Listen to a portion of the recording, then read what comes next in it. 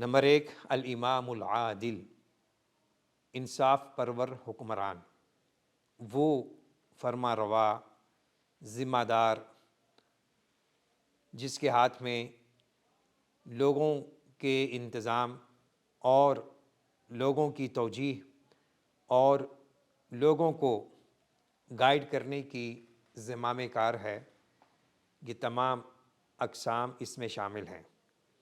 الامام العادل، اس میں prime minister, صدر مملکت، وزیر، مشیر، جج اور تعلیمی فکری اداروں کے سربراہان، جس کے ہاتھ میں جتنی بھی ذمہ داری ہے اور اس کے ماتحت کچھ لوگ ہیں اور کچھ طبقات ہیں، تو وہ سب اس حدیث کا مصداق بنتے ہیں۔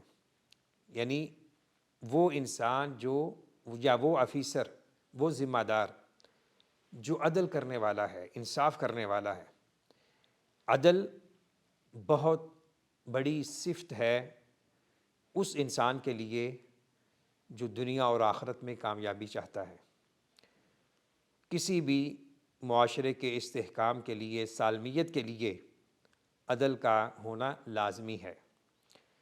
جہاں عدل ہوگا وہاں امن ہوگا، جہاں امن ہوگا وہاں کے حالات درست ہوں گے، ہر ایک کو حق ملے گا۔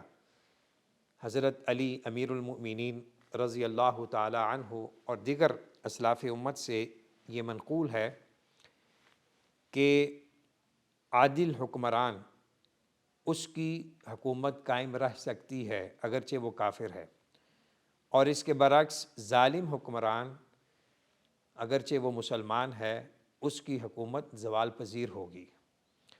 تو اس وقت جو انسانی معاشروں میں ایک انارکی ہے، خلفشار ہے، انتشار ہے اور سیاسی عدم استحکام ہے، معاشی بدحالی ہے، اس کی وجوہات میں سے ایک اہم وجہ یہ ہے کہ معاشروں میں سوشل جسٹس کا فقدان ہے، عدل اجتماعی نہیں ہے۔ جب ہر حقدار کو اس کا حق ملے گا اور انصاف اس کی دہلیز پہ ہوگا، تو پھر جو ہم بد امنی دیکھ رہے ہیں، خوف کے سائے منڈلا رہے ہیں، یہ ساری چیزیں ختم ہو جائیں گی۔ تو ایسا حکمران اللہ تعالیٰ اسے اپنے سائے تلے جگہ عطا فرمائیں گے۔ اپنے سائے تلے یا اپنے عرش کے سائے تلے، دونوں مفہوم مراد ہو سکتے ہیں احادیث کی روشنی میں۔